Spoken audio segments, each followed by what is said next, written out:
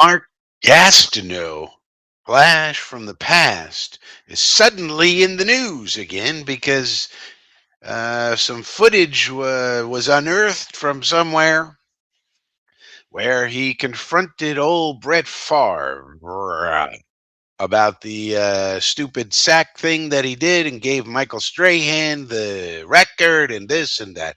Goes down in history as just a stupid thing that happened, to be honest with you. Favre shouldn't have done it. Um, but Strahan was a great player, and but that made him take over the sack record that belonged to Gastineau, and Gastineau's upset about it because it had all these ramifications and so forth and so on. So he's in the news, and it's bringing up this old debate about whether Mark Gastineau is should make the Hall of Fame. Now, let me just say right from the beginning, I am a huge Mark Gastineau fan. In fact, in my family, we had a game called Gastineau, where if you called Gastineau, it was basically me and my brother and my sister, my little sister. And if you called Gastineau, you got to sack usually the little sister immediately. So we would just call out Gastineau and sack her, and because we're boys and we're crazy like that. So I will always love Mark Gastineau, and he's was one of my favorites to watch as a kid. So I'm biased, but let's take a look at his case. He's got a case to be made for the Hall of Fame. So let's take a look at it. So the first thing you always want to look at is what were the numbers? All right here. Um, so you see, he kind of had a short career. That's part of the problem. But he had one of these careers that had a big peak, what they call a big peak right here. So you can see here that he was great for one, two, three, four, five, 6 seasons. He was pretty great. Um, and you can see that he made 5 Pro Bowls, 4 All-Pro, one All-Pro two, and 4 times was in the top 10, top seven for Defensive Player of the Year. To me, this is automatic. You're in the Hall of Fame. You have 4 All-Pros and 5 Pro Bowls, regardless of anything else. You should be in the Hall of Fame because this is the first thing I look at when football Hall of Fame discussions happen. You have to have been one of the best in your era and as voted on by your peers. So you can't come around and say, I had a great career and never made a Pro Bowl, though. Like, you're not getting in the Hall of Fame then because you weren't one of the best in your era. What proves that is Pro Bowls and All Pros and Defensive Player of the Year and things of that nature. So to me, he's already in. Like this right here just tells you he's in. I don't even know why. We'll talk about why there's there are some circumstances as to why people don't want him in. But to me, his play on the field is undeniable. I mean, the man had two 20-plus sack seasons. This one didn't even lead the league. I think Klecko led the league that year or something. And another one where he had 19, led the league in sacks twice. Um, had 107.5 sacks in 107 starts. That's pretty crazy. So this guy was a dominant player. Yes, it was a short peak in the career. Um, he didn't have one of these long-lasting careers. That's for sure. But so what? I mean, to me, this man is in. Now, why is it that he's not? It seems obvious if you look at this. I mean, you want to argue the length of career? I mean, come on. So I don't think he's got 10 years in. In baseball, there's a 10-year minimum. I don't think the same is true of football. I don't know. Tell me in the comments if I'm wrong about that. But he's got 10 years in anyway. Even if there was a 10-year minimum, he's got it. So, and 107.5 career sacks is up there in the top. And at a certain point in time, he was the all-time leader in sacks. Come on. But anyway, so some people say he shouldn't get in, though, even despite all of that, because of this. Let's look at. Oh, wait a minute. Let's get rid of something here. Get rid of these captions. We don't need this. Yeah. All right. Uh, let's look at the life and career. The life and career of old Mark Gastineau, because maybe there's something in this life. Uh, this isn't so great that we don't like. That's going to prevent him from getting in there. The Giants had Lawrence Taylor, and we had Mark Gastineau. That's true.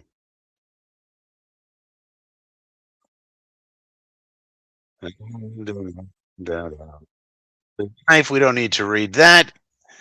Went to college. Now, interesting fact, this is Connie Carberg, the first female scout in the NFL, number one first.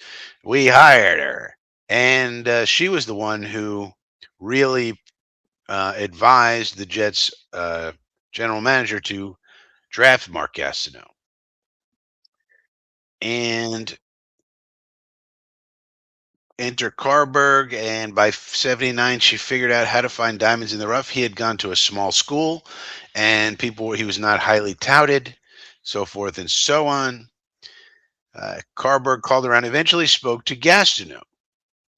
Now, what she said in this phone call, she later revealed, she was trying to get several defensive linemen who the Jets were interested in to come to New York at that time, not New Jersey, to do a private workout.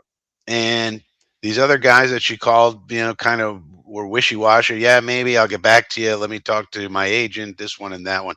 When she called Mark Gastineau, he was like, yeah, where, when, and where? I'll be there. So she was like, what? He's like, yeah, I love football. Whatever you want me to do something football related, I'm there. Just tell me when and where I got to be. I'll be there. No problem. And she was like, all right, that's what we're looking for. That's what really sold her on him, according to her. Da, da, da, da. And this goes through the sack exchange. Now, that's another reason that, oh, yeah, see, it was Joe Klecko. 20 and a half and 20. Matt, we had two dudes with 20 sacks on a team. This was the New York Sack Exchange. That's another reason Gastineau should be in the Hall. He was part of the New York Sack Exchange, which you cannot tell the story of the NFL without the New York Sack Exchange. That was just a cool period of time. There they are. Fearsome foursome, Marty Lyons included. So all of this, why? I mean, what's the problem? Well, we're getting there. We're getting there. We never made the Super Bowl, anything like that. We're in the playoffs a number of times. Uh, okay, so here's the first thing: 83 and 84. In 1983, Gastineau and rookie quarterback Kenny O'Brien were filmed at the famed Studio 54 in New York City. At one point in the evening, a bartender challenged Gastineau to an arm wrestling competition. Bystanders and Gastineau were shocked when Benson defeated him. And then a fight broke out. Benson then filed an assault claim. So legal troubles. All right. But to me, that's not a big deal. It's a big deal. You shouldn't be fighting with people. Okay. But, uh, you know, you don't keep them out of the Hall of Fame for that. There's this account crime in sports. Tons of arrests, it says, and some time at Rikers. So he spent time at Rikers Island. And of course, famously married to Brigitte Nielsen. So he lost the trial. He threatened not to play in that week's game. He was so distraught, but eventually he played and had a great season. Look at this aesthetic. This is a football aesthetic right there from a certain era of those gentlemen. And then he had the sack dance. So his sack dance, which I loved as a kid, that was part of why we played the game of Gastineau in our household. It was brand new and people did not like it. Jackie Slater, Hall of Famer, had to be separated because no one liked the old sack dance.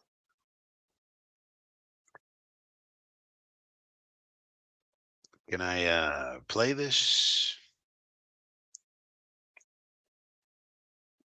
Maybe I'll get rid of this. Played it.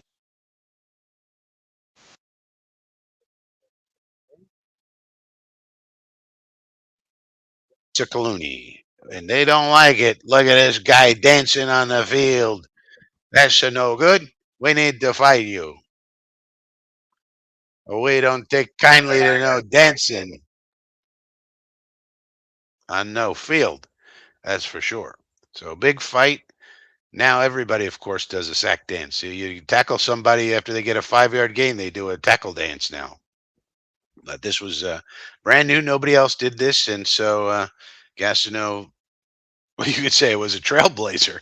But at that time was not well received. So all these players, obviously are going to have a negative opinion of that. And in fact, the NFL instituted a new rule: such celebrations would receive unsportsmanlike taunting penalty, all because of Mark. It didn't sit comfortable with us, said Klecko. So that's good. But I think the best part about when we came to the field, I don't care, was it between any of us as a football team we played. So even the teammates didn't love the sack dance, and it seemed like the teammates didn't love the Gastineau all that much either. Da da da da da. 85 and 86, Kenny O'Brien, 11 and 5, 1985. This was a great season. It was a great year, 1985. Just in general. Gastineau was switched from left defensive end to right side of the line in the 3-4 under Bud Carson. But Gastineau broke his hand early in the season, but still put together 13 and a half sacks. But we lost in the wild card round.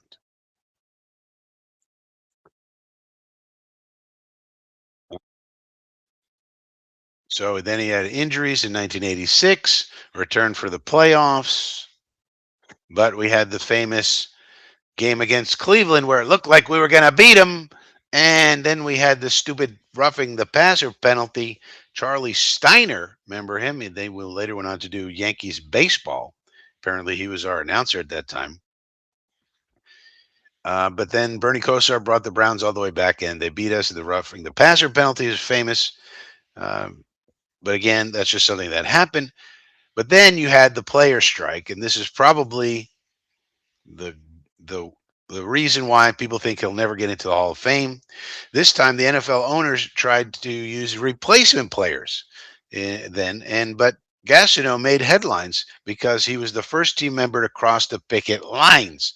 So he goes against the union, and you never do that. You never go against your union brothers, and that's a cardinal sin. So first of all, they hated the sack dance. Second of all, he probably wasn't the greatest teammate in the world. Third of all, there's a strike. He crosses the picket line. No good. You never go against you never go against the family. And in this case, your union brothers are your family. And he said, "Look, I got alimony to pay. I need the money." And Dave Jennings, the punter, okay, we got to listen to a punter now. We expected it from Mark, said the punter. Dave Jennings, he's always put himself in front of the team, said Jennings, probably thinking about the sack dancing, but who knows? So this tells you, though, that he was not particularly well liked in the locker room. Brought to light a long-standing feud between Gastineau and many of his teammates.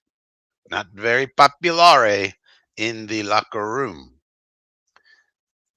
But weeks later, both Lyons and Klecko joined Gastineau and crossed the picket line. And Lyons and Klecko don't get the same heat from the fans that Gastineau, because Gastineau went first, and it was a big, oh my God, Mark Gastineau did something. It was disheartening. It was a disheartening move by the trio, as the public saw their actions as undermining the strike. But Lyons and Klecko do not suffer the historical stain from this like Gastineau does. And you have to wonder why that is. Maybe because of the sack dancing, maybe because he's not such a great human being in terms of his teammates and all. But nonetheless, so far, I would say none of this should keep him out of the Hall of Fame, though. After finishing the strike-shortened season, their Jets hope to get back to the playoffs in '88. We were 3-3-1 after 7 games, and then Gastineau dropped a bombshell. He revealed his fiancée, Brigitte Nielsen, had cancer of the uterus. Because of her ailmente, Gastineau decides to retire. Very strange. Okay, so your fiance has cancer. You have to retire? That doesn't seem to make sense. You'd think you'd want to keep earning money for her treatment and whatnot, but teammates and fans were stunned. He was leading the AFC in sacks at that time with 7. So some people say this is quitting on your team. That's another thing they say, quitting on your team, but there was a reason, at least a public reason. They say he quit on the team. That's another thing people say keeps him out of the Hall of Fame because he quit on his teammates. And in the aftermath of the announcement, local papers began an investigation into whether Nielsen was actually diagnosed with cancer or not. Interesting. There they are, the happy couple, Muscle Man and blonde bombshell. This reflected a severe mistrust between Gastineau and the local media. That's what I always say. You never go against the family, but you also never go against the media. You cannot win a battle against the media. You cannot. Gastineau held firm, committed to his retirement. At the time, he was the NFL's all-time leader in sacks. So it doesn't say what the investigation resulted in or whether Nielsen really had cancer, and I don't quite remember what the deal was with that. But this one used to be with Sly Stallone. Now she's with Mark Gastineau here. So she obviously likes the muscle bound gentleman. Uh,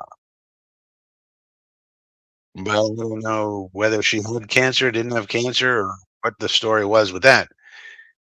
But Gastineau ended his NFL career with 5 trips to the Pro Bowl and all that we saw. So then he attempts a comeback in the Canadian Football League to make some money, but he skipped out on that. Then he decided to become a boxer and so forth and so on. But I think all of these things were here's a boxing match between these two people here. They Gastineau and Nielsen had split, but they had a daughter, Brittany, together. September that year, Gastineau was sentenced to 18 months in jail when he failed to complete an anger management course after hitting his second wife, Patricia. His first wife was Lisa. Then he had an affair with Nielsen. Then he married this Patricia. He's going around on and on with all these ladies. Here's a tip: just stick with one. But anyway, after being released, so he serves 18 months in jail because he didn't. He was supposed to go to an anger management class and he didn't show up. That seems a little steep.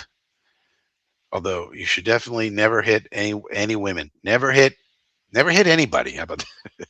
No violence against anyone unless they're attacking you, of course. But yeah, don't be hitting the ladies. Don't be hitting anyone. Be hitting animals. Anything. Stop hitting. That's a good thing to say. But anyway, so then he says he turned his life around, became a Christian. He started to appear on the 700 Club, and so forth and so on. So the way I look at it, basically, not the greatest human being in the world. His first wife said, "Hey, look, it's karma."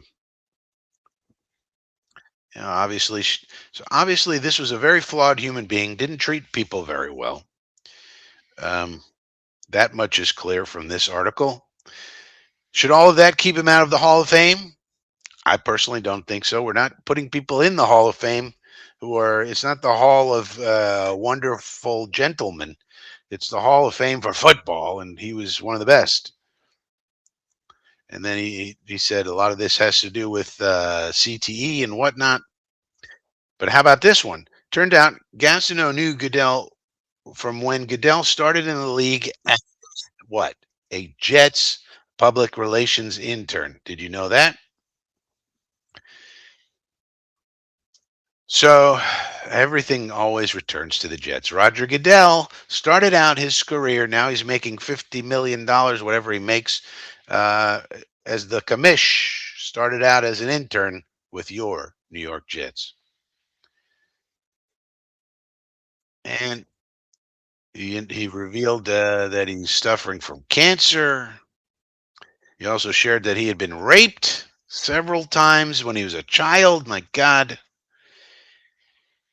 Ah, this is why you shouldn't hit anyone, do any violence with anyone, especially the little ones or anyone for that matter. You never know what kind of trauma you're putting on people. But he says he couldn't make the news public until his mother passed away. So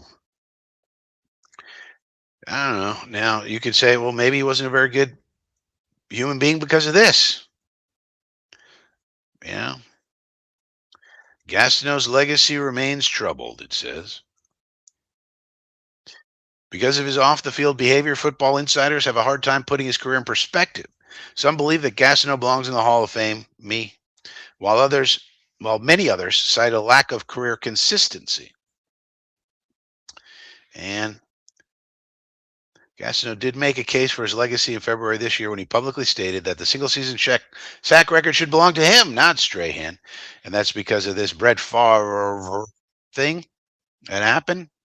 Took a dive. He took a dive to help Strahan get a full sack in the last game. It's my record, Gastineau said, and I want it to be known that it's my record. I'm not going to say I don't want to hurt anybody's feelings. It's my record. Well, it's not technically, but understandable considering what happened. But Gastineau claims he harbored bitterness for years. You wouldn't want your son getting a record like that. I don't think it's good for the NFL. It was never good for the NFL. And I'm surprised the NFL didn't step in. And Brett Favre claims this guy should be in now. Whatever happens in the future, Gastineau claims to have learned from his mistakes. He also wants to help young people avoid the same mistakes he did, especially when it comes to women, football, and teamwork. If a football player is 16, 17 years old and he sees a tall blonde coming through the door, just don't give it up. Don't give up football. Well, you shouldn't give up anything you're passionate about for any woman or any person that is. If you leave the team, you will regret it, and I do. I really feel bad, but at the time, it was something that I did. There are consequences for everything you do in life. So maybe he's making amends for his previous transgressions, you might say. But still, I think a very flawed individual for sure did some very questionable things. But I still think he goes into the Hall of Fame. In my opinion, I would, if I had a vote, I'd put him in. But what do you guys think? Would you put him in the Hall of Fame or just too much baggage? We can't put him in there because of character and some other reasons. Let me know in the comments section down below.